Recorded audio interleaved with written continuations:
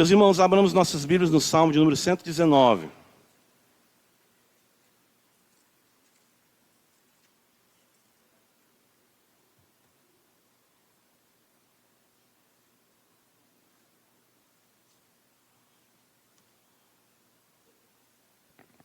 Salmo 119, nós vamos ler do verso 1 a 3 nessa manhã. E iremos nos deter mais especificamente no versículo de número 3. Dando sequência à nossa série de sermões nesse salmo. Bem-aventurados os irrepreensíveis no seu caminho, que andam na lei do Senhor. Bem-aventurados os que guardam as suas prescrições e o buscam de todo o coração. Não praticam iniquidade e andam nos seus caminhos. Amém. Senhor, nós louvamos o Teu nome, ó Pai, pelo privilégio, pela graça bendita. Tu és bom, Senhor, e a Tua misericórdia dura para sempre. O Senhor é aquele que liberta o cativo, busca o que está afastado. O Senhor fortalece aquele que se encontra cansado. O Senhor é aquele que não veio para apagar o pavio que fumega, nem esmagar a cana que está trilhada, mas o Senhor veio para fazer o juízo vencedor. A nossa súplica essa manhã é que aprendamos de Ti, e ao aprendermos de Ti, sejamos nutridos por Tua graça bendita, para vivermos de modo agradável ao Senhor, por amor, no poder do Espírito Santo. Essa manhã, Senhor, visita a Tua igreja poderosamente, abençoa Teu povo e todos aqueles que em toda a face da terra invocam Teu nome em sinceridade. Em Jesus Cristo, Pai, nós assim Te oramos. Amém. Meus irmãos, o Salmo 119, conhecido por nós, assim temos enfatizado isso, um salmo que de forma muito clara destaca a excelência da lei divina, né? Anota a edição da Almeida Revista Atualizada, ela é feliz por destacar isso, e a excelência da lei, claro, da palavra de Deus, está na sua aplicação, no seu poder, na vida daqueles que são por ela alcançados. Qual o objetivo, claro, do salmista aqui em nos apresentar um texto tão extenso destacando a singularidade da palavra? É porque somente pela palavra de Deus, ou seja, pelo que procede da boca de Deus, é que nós seremos felizes, é que nós somos felizes. A dupla ênfase na bem-aventurança, no Salmo 119, como já enfatizamos em domingos anteriores, destaca exatamente isso. Deus, Ele é o único que, de fato, é plenamente feliz. E o homem foi feito para ser feliz. Mas o homem, ao cair em pecado, ele se desviou do que de fato é a felicidade. Então, buscando de todas as formas, em muitos lugares, a satisfação ou a busca por satisfação, o homem se meteu em muitas astúcias, como diz Eclesiastes 7:29. O fato é que Deus, Ele tem o projeto de fato, e Ele é de fato o alvo desse projeto em que consiste a nossa felicidade. Então nós só seremos felizes vivendo daquilo que procede da boca de Deus, ou daquele que procede da boca de Deus, pensando na pessoalidade do Verbo, de Cristo Jesus, o Logos bendito, nosso Senhor e Salvador. O próprio livro dos Salmos, ele já tem a sua abertura, destacando a felicidade. Bem-aventurado o varão, diz o Salmo 1. O próprio Cristo, no seu sermão, conhecido como Sermão da Montanha, o Sermão do Monte, por várias vezes ele enfatiza, bem-aventurado, bem-aventurado, bem-aventurado, porque nós só poderemos ser felizes numa relação autêntica com Deus, revelada em Cristo e no poder do Espírito Santo. Nós vemos com a palavra de Deus, então ela é determinante para isso. E continuamos assim, considerando no Salmo 119, a bem-aventurança. O homem feliz aprende a viver, como diz o versículo 3 aqui para nós, o duplo aspecto da vida cristã em sua realidade negativa e positiva. É isso que eu quero observar rapidamente com os irmãos essa manhã. Ou seja, o cristão aprende o que não é mais e o que não mais fazer, bem como aprende quem é em Cristo e o que fazer como resultado da nova vida em Cristo. Interessante isso, não é? Ou seja, como crentes, nós somos chamados por Deus para entendermos a dinâmica da vida cristã em sua dupla realidade, negativa e positiva. E entendendo isso, nós compreenderemos e viveremos de modo melhor a dinâmica da vida cristã. Então perceba no versículo 3, depois de falar da bem-aventurança em guardar as prescrições do Senhor e guardá-las de todo o coração, o versículo 3 apresenta para nós um resultado dessa relação com as prescrições de Deus e o alcance das mesmas no coração daquele que é salvo. Ou seja, a lei do Senhor alcança o coração do homem, alcança o âmago, a sua existência, ele então passa a buscar isso intensamente, ele passa a vivenciar a felicidade numa relação autêntica com Deus, e ele então passa a não fazer algo, e ele passa a fazer outra coisa. Então veja que o versículo 3 diz que não praticam a iniquidade. Então aquele que é confrontado pela palavra de Deus, interessante isso, ele vai primeiramente compreender isso pela santidade de Deus. Aquilo que a santidade nos revela, a nossa pecaminosidade. Ou seja, o encontro com Deus, literalmente, é um brecar da nossa vida dissoluta. Certo? É quando Deus frustra todos os nossos desígnios contrários à sua vontade. Primeiramente acontece isso, né? Nós podemos dizer que, de forma literal, isso aconteceu com Paulo, quando estava a caminho para Damasco, e Jesus brecou os seus projetos ali. A impiedade de Paulo, naquele instante, recebeu do alto o freio. O Senhor derruba Saulo, e então todos os projetos de Saulo, tudo que ele pensava acerca da vida do mundo, mudou imediatamente. Quem és, Senhor? Eu sou Jesus a quem tu persegue. E a partir dali o Senhor designa que caminho ou que passos Saulo tem que tomar. A natureza divina, então, irmãos, ela é implantada pelos preceitos do Senhor em nossa vida. E isso não permite que o crente viva na prática do pecado. Isso é algo muito importante de nós compreendermos. Primeira Epístola de João, capítulo 3, abra comigo. É isso que muitas vezes, algumas versões, alguns irmãos leem, principalmente a versão corrigida, né? Atualizada ela já traz essa nuance aqui, mas a versão corrigida ela traz de uma forma esse versículo que alguns irmãos dizem, pastor, mas eu não entendo, porque o apóstolo João diz que aquele que é nascido de Deus não peca. Ora, o contexto da epístola vai dizer que se nós afirmarmos que não temos pecado, nós estamos mentindo. Mas o que é que João quer dizer para nós? Veja 1 João capítulo 3, versículo 9. 1 João 3, versículo 9.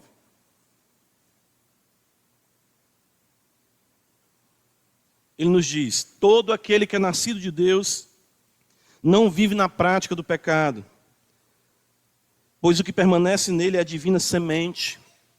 Ora, esse não pode viver pecando porque é nascido de Deus. O que João está dizendo em harmonia com o Salmo 119, versículo 3? O que ele está dizendo é que uma vez que o homem, o bem-aventurado, aquele que agora é feliz, de fato, pelo relacionamento com Deus, esse homem recebe a natureza divina nele implantada. O fato de não pecar, ou de não continuar na prática do pecado, é isso que o texto quer dizer, não é por conta de que não haja no cristão ainda, do lado de cada eternidade, concupiscências tais que não possam impulsionar para o mal. Mas por conta de ele ser uma nova criatura, e o princípio de vida do Espírito Santo está nele, ele não pode viver na prática do pecado. Ou seja, o que o Evangelho faz de forma muito maravilhosa é sabotar a nossa pecaminosidade. Não peca. Ele não vive na prática do pecado. Por quê? É interessante que às vezes esse versículo é lido, recentemente eu estava considerando isso com a turma no seminário, é lido como se fosse para nós uma instrução dizendo, olha, você não pode pecar. Porque se você pecar, ou se você continuar na prática do pecado, você evidencia não ser o filho de Deus. Então, eu gosto de ler mais esse versículo como uma constatação De quê? De que eu não posso viver na prática do pecado, porque eu me realizei em Cristo, e isso não permite que eu me entregue às dissoluções que outrora eu me entregava. Isso é completamente diferente.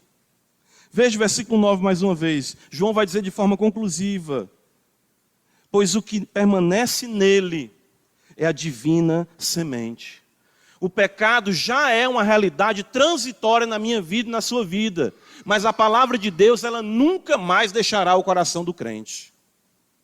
É por isso que no Salmo 119, versículo 3, ele vai dizer: não praticam a iniquidade. Que beleza isso, né? Isso é uma felicidade, um alívio para o crente. Ele pensar, né? Porque todos nós como crentes lidamos constantemente com o pecado, no sentido de que sofremos com isso. Mas nós sabemos que foi implantada em nós a natureza divina, de modo que não conseguimos viver na prática do pecado. Porém, do lado de cada eternidade, mesmo com uma nova natureza, o pecado sempre se apresenta em nossas vidas. Veja 1 Pedro, capítulo 1. Pedro vai também nos ajudar a entender isso de forma muito bela.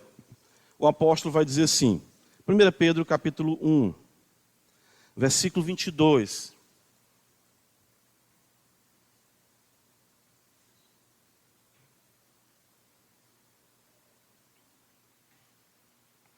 São expressões fortes que às vezes nós temos dificuldade em entender, não é? Mas veja, o apóstolo diz assim: tendo purificado a vossa alma. Ora, quando nós pensamos, para um instante, meu Deus, eu sei que em mim, como vai dizer Paulo em Romanos, capítulo 7, isso é, na minha carne não habita bem algum. Como diz Jeremias 17:9, enganoso é o coração do homem desesperadamente corrupto. O que Pedro quer dizer com isso? Tendo purificado a vossa alma. Claro, é a redenção que vem em Cristo, e o assentar dessa natureza divina, que vai agora vai combater a cada dia tudo que há de contrário à palavra de Deus no nosso ser. Então ele diz: tendo purificado a vossa alma pela vossa obediência à verdade, tendo em vista o amor fraternal não fingido, amai-vos de coração uns aos outros ardentemente. Então ele diz no versículo 23, pois fostes regenerados, não de semente corruptível, mas de incorruptível, mediante a palavra de Deus, a qual vive, e é o que está escrito aí? Permanente. A Bíblia não vem alugar a nossa vida, ela vem fazer morada em nossa vida. As Escrituras não têm um caráter provisório na relação conosco, mas um caráter permanente. E Pedro coloca isso de forma orgânica. Veja o versículo 24, ele vai dizer: pois toda a carne é como a erva, e toda a sua glória como a flor da erva. Seca-se a erva e cai a sua flor. Tudo que concerne a essa vida, a glória desse mundo, tudo que concerne a força desse mundo, tudo isso está fadado a fenecer como a erva. E claro que nós olhamos isso pensando no sistema, na glória do mundo, mas aplique isso para a sua vida e entenda: já existe uma ação divina, pelo hálito do Senhor, secando a cada dia toda erva daninha que teima em ser produzida em seu coração. Então toda a carne é como a erva e toda a sua glória é como a flor da erva. Seca-se a erva e cai a sua flor. Agora veja, a palavra do Senhor, porém, mais uma vez Pedro enfatiza, permanece eternamente. E olha a beleza disso. Ora, esta é a palavra que vos foi o quê? Evangelizada. Então, por isso que a cada dia nós vemos as paixões minguando, a carne secando, a glória da carne caindo. Isso deve ser um desenvolvimento natural, na sobrenaturalidade da ação da palavra no coração de quem é regenerado. Por isso que não vive na prática do pecado. Por isso que não comete iniquidade. Usando outra linguagem, ainda no capítulo 2 de 1 Pedro, ele vai dizer: despojando-vos, portanto, à luz disso, de toda maldade, dolo, hipocrisias, invejas e toda sorte de maledicências. Então, por isso que o Salmo 119 vai destacar esse aspecto negativo, primeiro. Ou seja, nós somos brecados pelo Senhor, Ele enxerta em nós, de fato Ele implanta em nós a natureza divina, a sua palavra, o Cristo de Deus. Isso a cada dia vai crescendo, se desenvolvendo, sabotando, frustrando toda prática pecaminosa e nos conduzindo ao caminho de justiça. 1 Coríntios capítulo 1, Paulo vai colocar isso para nós de uma forma sequencial. Acho interessante isso, quando ele diz no capítulo 1, versículo 30, 1 Coríntios 1, 30, ele vai dizer: mas vós sois dele em Cristo Jesus, nós já somos de Cristo, nós pertencemos de fato a Deus em Cristo Jesus, o qual se nos tornou da parte de Deus, veja, sabedoria, justiça, santificação e o quê? Redenção. Deus está trabalhando, Deus está empenhado em lhe tornar mais santo. A santidade não é uma obra a qual apresento para agradar a Deus, mas é a obra a qual Deus faz em mim e comigo para o agradar. Isso muda completamente a perspectiva de santificação. Isso faz com que muitos deixem de ser patrulheiros da fé alheia e passam a trabalhar, a labutar mais com a realidade do seu coração, na gratidão pela libertação da escravidão do pecado e de uma nova vida que se acentua a cada dia no poder do Espírito Santo. Por essa razão, irmãos, a graça, ela se manifesta salvadora. E veja mais uma vez o aspecto negativo que eu quero destacar com os irmãos que se apresenta no Salmo 119. Tito capítulo 2, ele vai dizer isso para nós de uma forma muito bela. Gosto demais dessa expressão de Paulo aqui para Tito, para as igrejas ali em Creta. Veja, perceba, Tito capítulo 2, depois de apresentar o que é um homem, uma mulher de Deus, um jovem, uma moça, um senhor, um servo cristãos, então ele vai dizer por que isso é possível acontecer na vida de vocês. Ele vai dizer, versículo 11, porquanto a graça de Deus se manifestou salvadora a todos os homens. Aí ele diz, educando-nos. Para o quê? Renegadas a impiedade e as paixões mundanas. Ou seja, o aspecto negativo, não vivem na prática do pecado, não cometem iniquidade. Por quê? Porque a graça é a mestra que a cada dia educa o crente a rejeitar o que é mal. Todo dia nós estamos na escola, no magistério do Espírito Santo, aprendendo sobre o seu magistério. E ele nos ensinando, não fale isso, não haja dessa forma, não ande dessa forma. Mas por quê? Porque isso não está em harmonia com aquilo que você já é diante de Deus em Cristo Jesus. A graça se manifesta salvadora e a natureza da Escritura, como nós vemos no Salmo 119, ela é apresentada também por Paulo numa didática muito bela aqui. 2 Timóteo 3, veja, o apóstolo vai dizer isso também para nós. 2 Timóteo capítulo 3.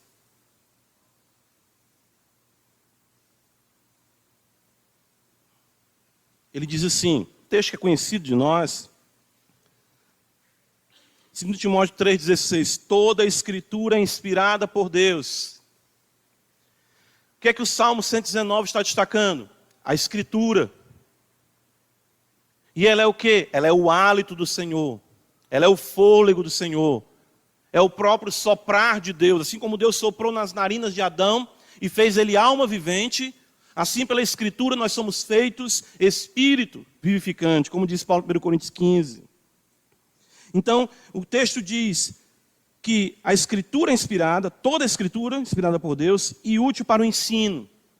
Lembra lá de Tito 2,11, educando-nos. E como é que ela ensina, como é que ela educa? Versículo 16, para a repreensão, para a correção. O confronto com as Escrituras, de fato, o confronto que a palavra traz para as nossas vidas, sempre vai apresentar os nossos pecados. E isso é uma evidência de que estamos lendo a Bíblia corretamente. Jonathan Edwards dizia isso, leia a Bíblia contra você. Aprenda a ler as Escrituras e a considerar os seus pecados, a considerar a sua vida. E a dizer, Senhor, eu quero viver essa plena felicidade. É por isso que na visão de Isaías 6, e na pesca maravilhosa, tanto Isaías quanto Pedro têm a percepção de serem pecadores. Porque a compreensão e a relação com o Deus pleno, e a verdadeira felicidade consiste nisso. Em quê? Em perceber os seus pecados, mas entender que a semente já foi implantada em nós, e que o resultado será um resultado realmente profícuo, porque é a palavra de Deus atuando em nossos corações. Esse é o aspecto negativo. Volta para o Salmo 119, versículo 3. Esse é um aspecto negativo, que nos transforma por dentro, nos poda, nos limpa e nos molda. Percebem aqui a diferença muito clara do que é o legalismo, não é? Das pessoas quererem mudar as outras com regrinhas. É claro que, como crentes, vamos trazer isso para uma realidade mais palpável, tangível da nossa vivência como igreja. Como crentes, nós queremos viver, e a Escritura ensina para nós, a modéstia cristã. Mas existe um equívoco muito grande quando existe na igreja uma farda de santidade. O que é a farda de santidade? Ora, chega um visitante, ou chega uma visitante, está ouvindo a palavra, e as pessoas já querem patrulhar, dizendo, não pode usar essa roupa, ou se une uma equipe de pessoas, vamos ali, não pode andar desse jeito. Ora, uma pessoa que não conhece o Evangelho, não conhece a Cristo, vai adentrar esse portão, eu vou ter que dizer para ele, qual o tipo de roupa que ele tem que vestir para estar aqui primeiramente. Claro que a gente não vai querer alguém entrando aqui de biquíni, né? Ou de roupa de banho, de praia. Mas isso é característica do legalismo, que conforma, mas não transforma. Mas pastor, e se a gente não disser nada, você quer dizer que o Espírito Santo que trabalha por dentro, não é melhor do que você para educar na justiça? A própria esfera da igreja, com a pregação do Evangelho gracioso, transforma a vida das pessoas no poder do Espírito Santo. A primeira vez que eu fui entrar na igreja, isso aconteceu comigo. Né? Eu estava com um amigo meu, aí eu estava de bermuda. Aí o porteiro perguntou, opa, o que foi? Pode entrar de bermuda aqui não. Aí eu, é mesmo. Irmãos, é tão impressionante quando Deus chama, né? A pessoa, eu peguei e fui em casa com o meu amigo, disse, vamos lá em casa botar uma calça e a gente volta. É Deus que faz isso mesmo, né? Mas isso é típico, né? Estou dizendo que esse foi o caso do irmão, mas é um equívoco. Isso é típico das seitas. Que aí você observa muitas vezes hoje a diferença entre uma pregação que transmite a Escritura e a graça de Deus e o moralismo que regula a vida de muitas pessoas e que adequa essas pessoas a um ambiente eclesiástico, mas o coração continua, como diz Pedro, com dolo, com malícia e com maldade. Porque o âmago não foi transformado pelo impacto da palavra. Imitar a fé cristã é algo possível, sim, sempre foi na história da igreja. Então, o aspecto negativo, ele acontece porque Cristo se apresenta para o homem, se apresenta para a mulher. E uma vez que esse homem e essa mulher são alcançados pelo poder do Evangelho, o Senhor começa a mudar, né, a sua vontade, inclinar a sua vontade para o que é bom, para o que é agradável, para o que é perfeito. E essa mudança de vida vai acontecendo gradativamente, intensamente, pelo poder do Espírito Santo. Então veja, Salmo 119, versículo 3, o aspecto negativo, não pratica a iniquidade. Aí ele traz o aspecto positivo, anda nos seus caminhos. Primeiro de tudo aqui, importante, é que o salmista, Davi, ele vai compreender que a vida cristã é uma vida em deslocamento. Isso é importante. Andam. A peregrinação define o cristão no seu estilo de vida, nessa vida. Nós compreendemos que aqui somos forasteiros. A primeira coisa, não é, que nós vamos pensar aqui é da identidade que a Escritura nos traz. E a primeira coisa que a palavra nos traz, uma vez que ela refreia os nossos pecados, é dizer, você não pertence mais a esse lugar. Ora, a sua vida, você vê que eu coloquei em você um desejo, um anelo pelas coisas do alto. Paulo vai dizer em Colossenses capítulo 3, se fostes, pois, ressuscitados com Cristo Jesus, buscai as coisas que são da onde? Do alto. Então veja, 1 Pedro 2, mais uma vez a epístola de Pedro. Pedro vai dizer assim para nós, veja, 1 Pedro capítulo 2, versículo 11.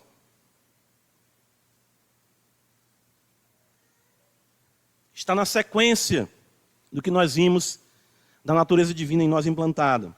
Então Pedro diz, versículo 11, amados, exorto-vos como peregrinos e forasteiros que sois, a vos abster das paixões carnais que fazem guerra contra a alma.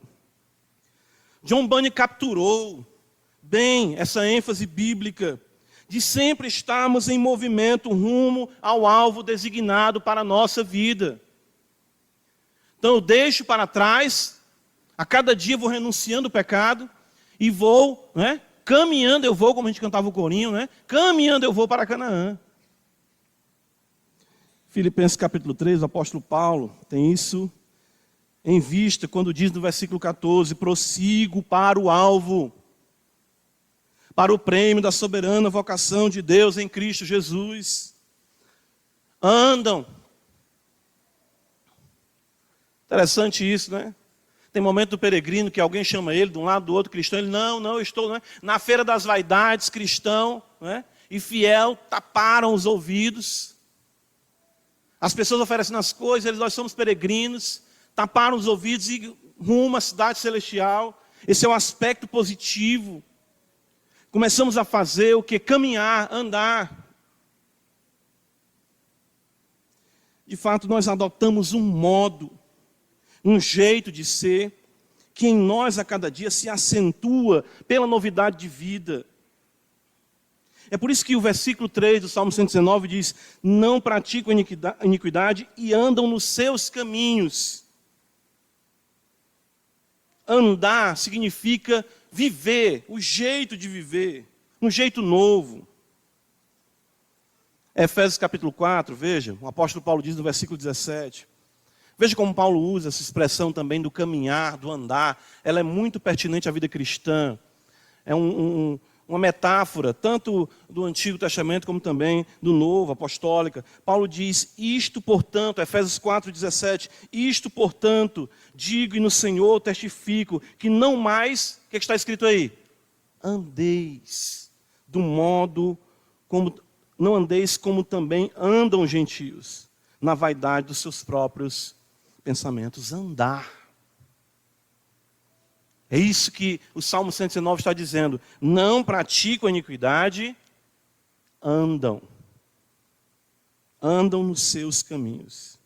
Agora, claro, esse jeito, esses caminhos, não são por nós designados. Pelo contrário, Ele, o Senhor, soberanamente estabelece as veredas da justiça. É por isso que o Salmo 23 vai falar do Senhor como nosso pastor, e Ele vai dizer, guia-me pelas veredas da justiça. Nós aprendemos a seguir o Supremo Pastor, conhecendo nossa incapacidade e sua soberania em determinar os nossos passos. É por isso que você vai ver o Salmo 119, versículo 3 dizer, não praticam iniquidade, veja o aspecto aí negativo, andam nos seus caminhos. Os caminhos do Senhor. Jeremias capítulo 10, nossa última referência aqui, o profeta vai dizer para nós algo que nós esquecemos, muitas vezes. Ele diz no versículo de número 23, olha o que está escrito. Eu sei, ó Senhor, que não cabe ao homem determinar o seu caminho, nem ao que caminha o dirigir os seus passos. O homem feliz, então, irmãos, o homem bem-aventurado, ele vive esse duplo movimento. Ele vive a dinâmica transformadora do Evangelho. Ele a cada dia deixa o mal, não pratica iniquidade, e a cada dia se apega ao bem. Ele anda nos seus caminhos. Então você pode observar que a vida cristã, ela é uma felicidade em tensão. Todo tempo. Todo tempo. Você está deixando algo e fazendo algo novo para a glória de Deus. O que compete a nós como crentes é observarmos se essa dinâmica é real em nossa existência. Eu posso dizer que eu vinha numa vida fazendo o que eu queria, andando segundo a vontade dos meus pensamentos, as minhas paixões, e que o Evangelho brecou a minha vida. Ele deu uma guinada na minha vida, ele disse, não. E aquilo para nós não foi algo ruim, foi algo muito maravilhoso, ser confrontado e denunciado pelo Senhor diante do Senhor. Isso foi a nossa felicidade, a nossa alegria. Aí eu pergunto, foi assim com a sua vida?